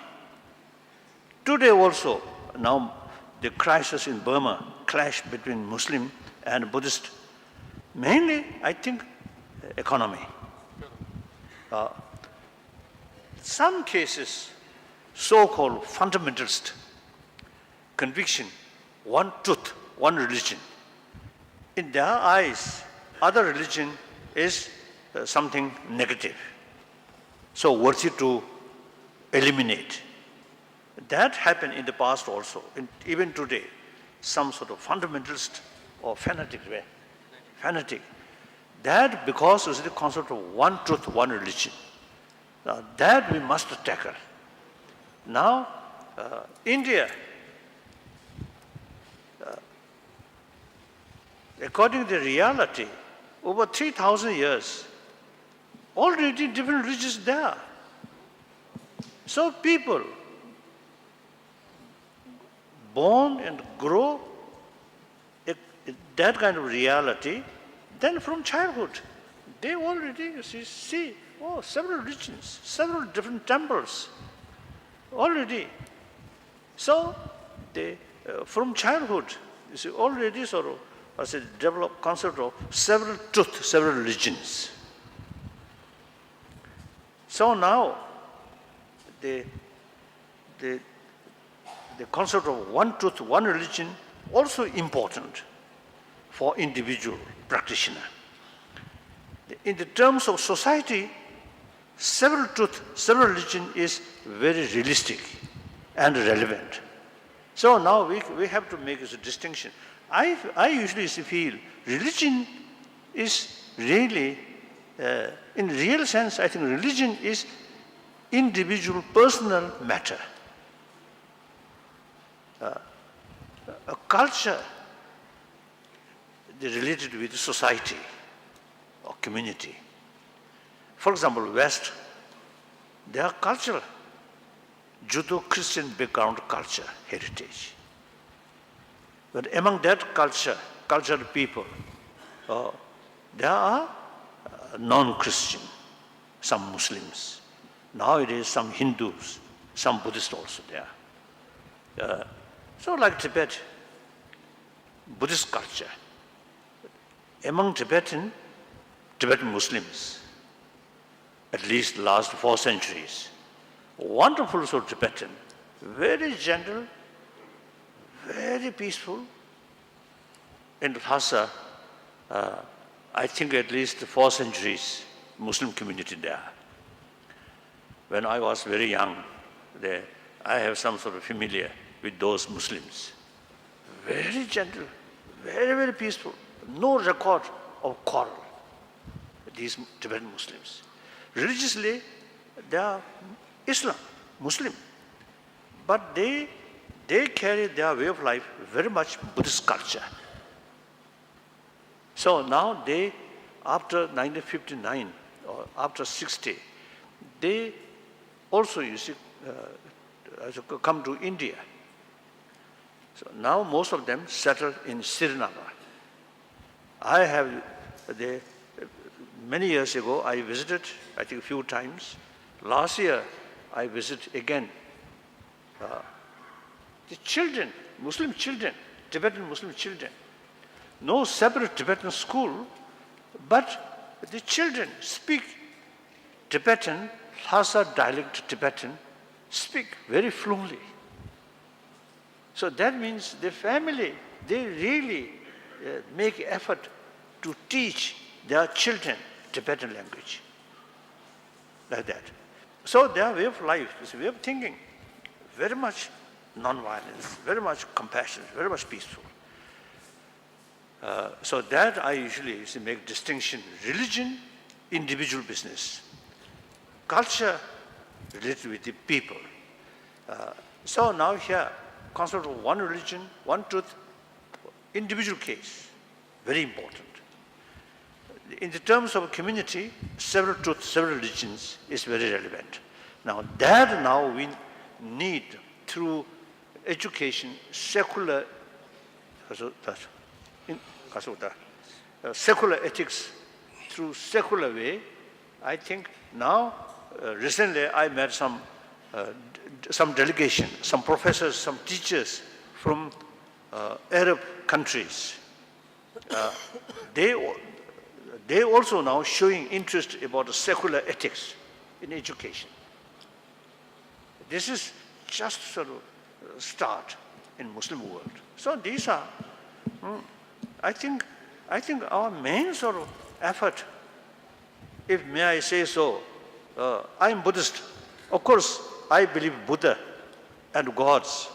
But I feel now real troublemaker is not God or Buddha. We ourselves are troublemaker. So therefore, the solution, this trouble, we human beings must make effort. Pray to God means we put all responsibility to God. And we create a lot of problem. And then pray to God, please solve this problem. Illogical. God will say, oh, you created this problem, you should do something. So therefore, I think how to change that awareness through education. I have more sort of belief, more conviction, the education sort of institution, rather than temples. Temple, I think I have some sort of critical views.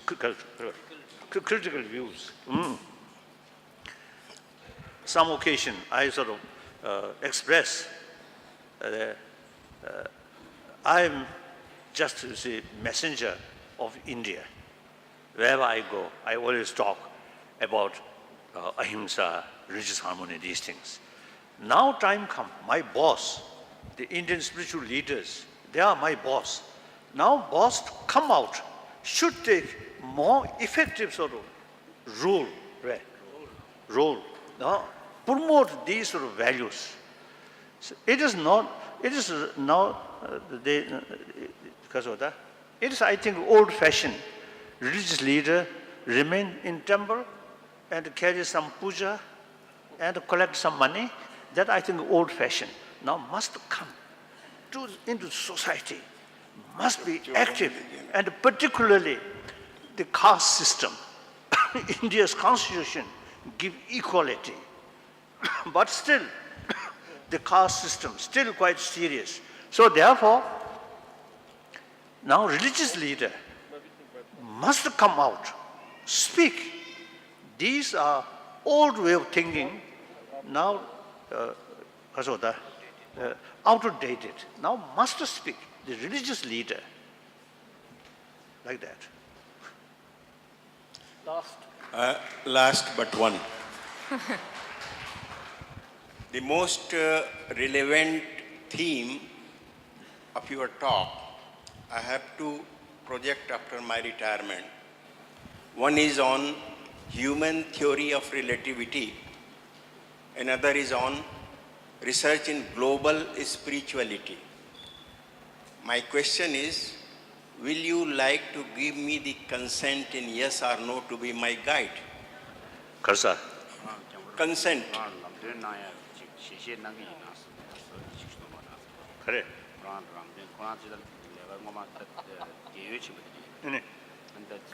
Should I repeat?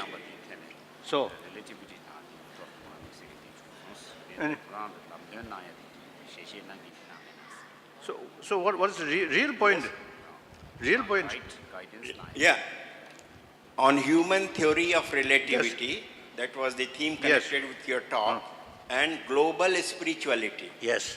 These are my post-retirement research project. I want to write 2 books on this. I want you to be my guide. Yes or no? Yes. Thank you. Of course, you see, whenever you want to put some questions, then it is my pleasure, you see, make some sort of suggestions. And don't expect all questions can solve by Dalai Lama's wisdom. No, don't expect that way. Now perhaps now I think, looks, you see, now very respected questioner now. Okay, now your last question now, you are last question. Yes. Yes? Your Holiness, it's not a question really. This arises out of what you have said, namely of the innovative character of Indian mind, insofar as it has to do with world peace, tolerance, respect for others' values. So what I want to your reaction, the question I have is that, or rather the suggestion I have, is that the most innovative character of Indian mind historically has been in the field of religion, which is to respect all religions. Yes. Not just tolerance of religions, Respect. That's right. religions, That's right. but respect for other religions. That's right. And as you might have found, you see, in your visit to Raipur, there we find monuments of all major religions of India. Vaishnavism, Shaivism, Right. Buddhism, existing together and at the same time also. How this has been possible is due to the philosophical character that the Indian mind has developed, which is to develop one's thesis by respecting others' thesis. As you might have found, Oh, yes. that in Indian philosophical texts, you have always the one thesis being supported in the light of all other possible theses that may go against it. And therefore, it is to consider all kinds of considerations, all kinds of possible standpoints to develop one's own standpoint. So, no, this is what I'm, Wadi, there is one standpoint thesis, and if I want to develop another standpoint thesis, then I have to take into account that existing thesis or possible thesis for development of my own thesis.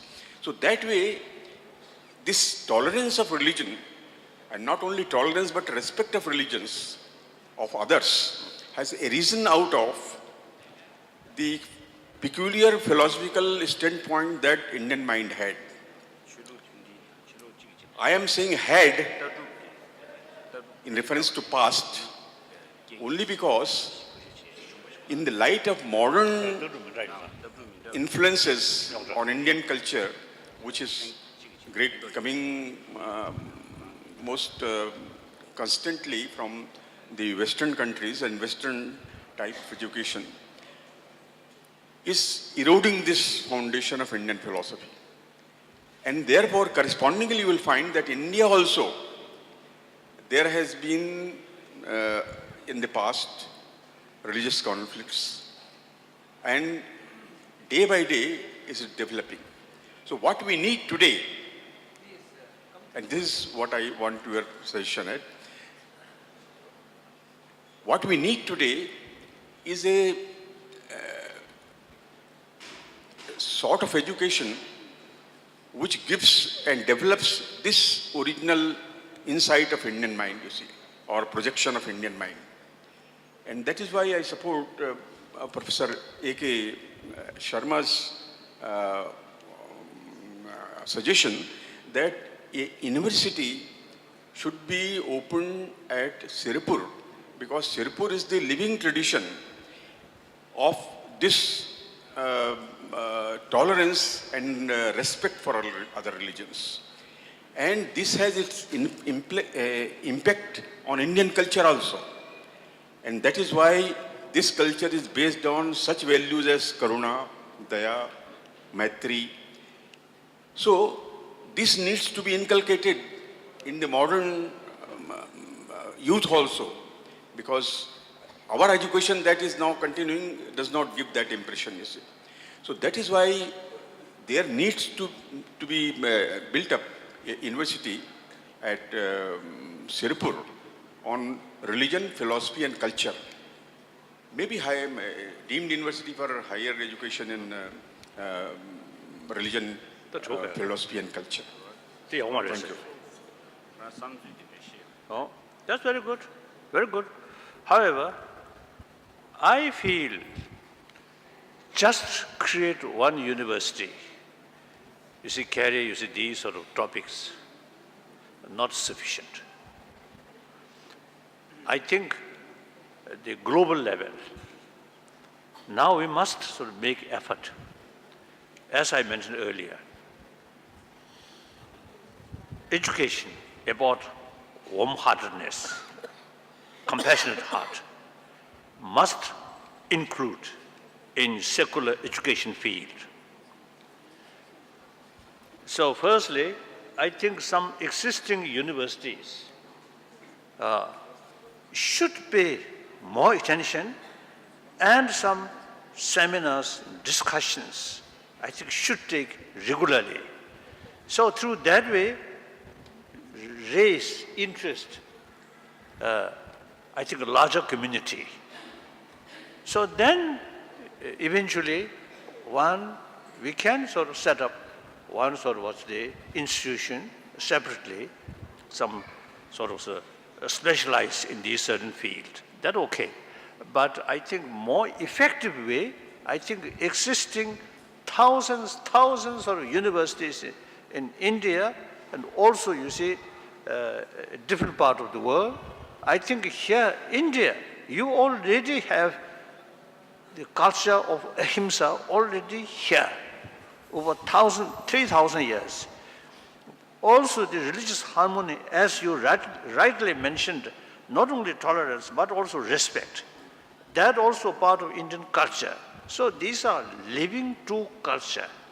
So I always telling people in different parts of the world, India as a living example where all major world religions live together.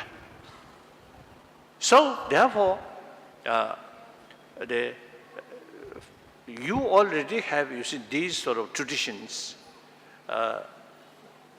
already there. So now, through education, not through, the cultural heritage, education about ancient culture, not that way, through the education, through systematically, try to promote these values.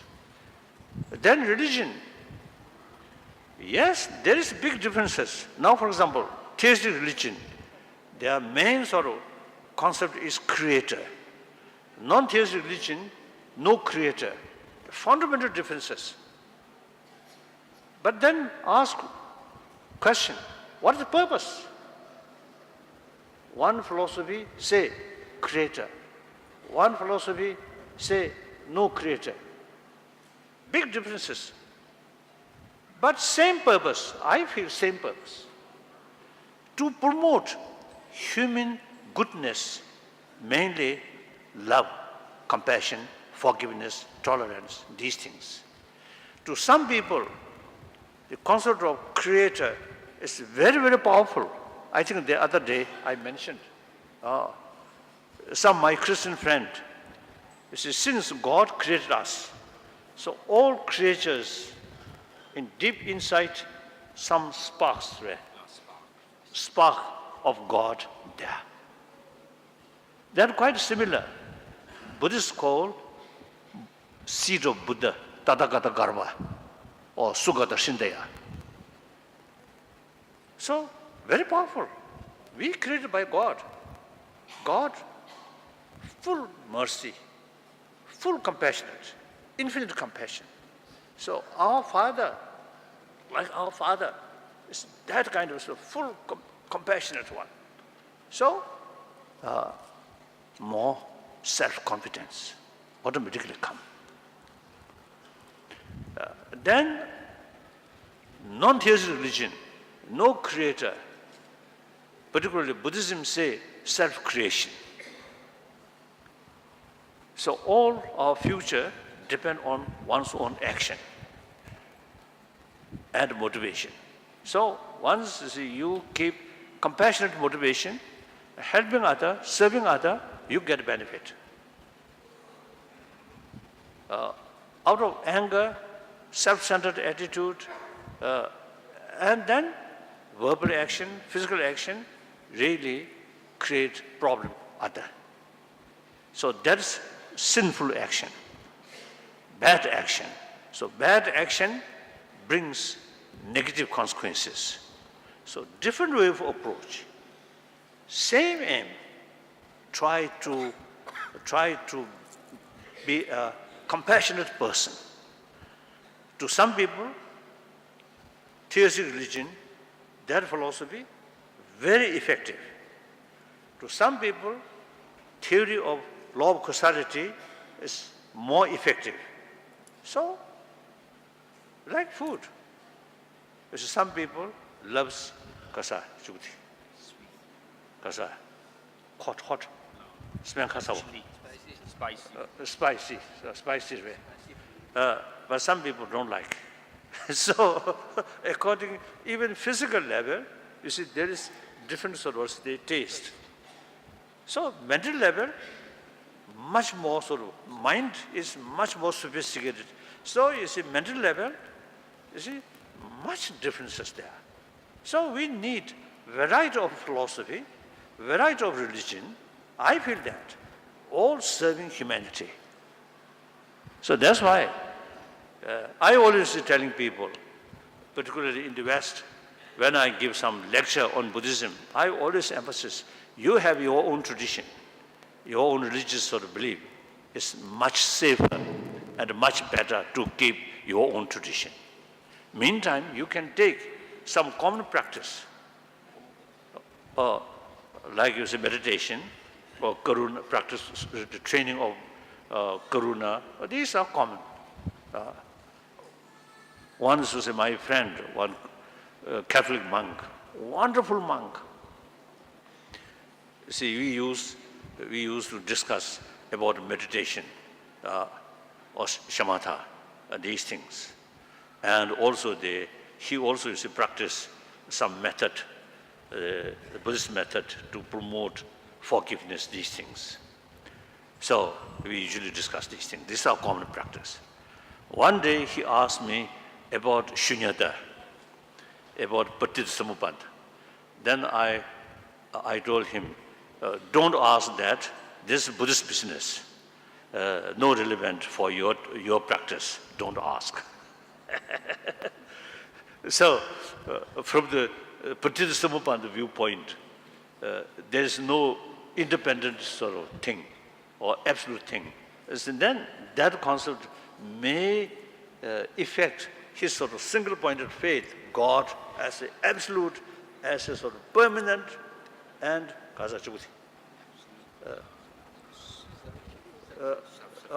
yes, self-sufficient, independent, absolute, permanent. That kind of sort of single faith may sort of hinder the Buddhist concept of everything relative. So I told him, don't ask that. That's Buddhist business. Then one time in Paris, one cardinal, we have long sort of talk, and it seems he really tried to bring conviction in my mind about God creator. I trained according to Nalanda sort of tradition, difficult to change. So, but I think he really made fruitless effort. So, you see, to the single-pointed faith was God. You see, no use, you see, to tell the theory of Kasoda, the Buddhist theory. Let them believe that. Much better. Clear. I usually do that. So therefore, you see, I have a lot, I think frankly speaking, I have more closer contact or relation with Christians, Islam, mainly Christians. And also, you see, yes, mainly Christian. I think less contact with Buddhist. As I mentioned earlier, you see, only Japan I can go, or other I cannot go, except Thailand in very early 60s. Thailand not yet diplomatic relations established with people from China and also Soviet Union. So at that time, I have more freedom. The government, mainly government, have the freedom to allow me. And after they establish diplomatic relations, then government have no freedom to allow me go this area. So one occasion in Australia, before my public talk, they introduced me, one Christian minister, wonderful sort of Christian practitioner. He really give free kitchen, free food to homeless people. And also, you see, give education, helping education to the street and the homeless people's children. Wonderful. So, while he introduced me, he described me as a good Christian. Then, when I talk, I describe him good Buddhist. So we have, you see, similar practice. So therefore, you see, if you look from wider perspective, all major religious traditions, you see, carry same message, same potential. The different philosophy, same purpose. Okay. The other day, one questioner asked me, Kasa, what is the best religion? Or something like that. I respond, we can't say generally this religion is best. We can't say that. According the individual's mental disposition, to this person, this religion is best for him or for her. For this person, that religion best. Generally, we can't say this religion is best. We can't say. Like medicine. Pick up one medicine, this is best medicine. You can't say. According the patient, to this patient, this medicine is best. Can you say whole world, best food? Can you say? Can you say? Among food, this is best food, whole world. Can you say? Can you? You have something to say.